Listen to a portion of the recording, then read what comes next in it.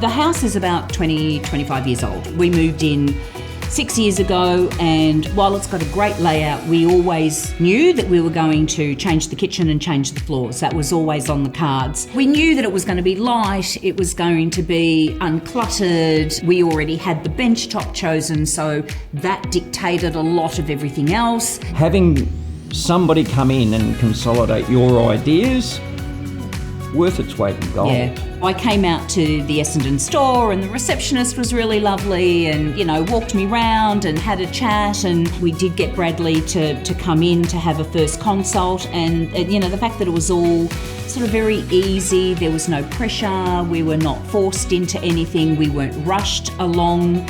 I just breathed a sigh of relief because I thought, these people know what they're doing. This is fantastic.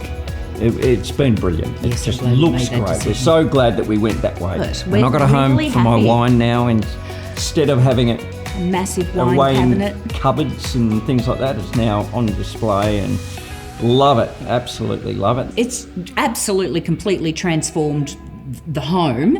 It's really warm, it's inviting, it's natural, and it's more us. The house is more us, I think. Does look great.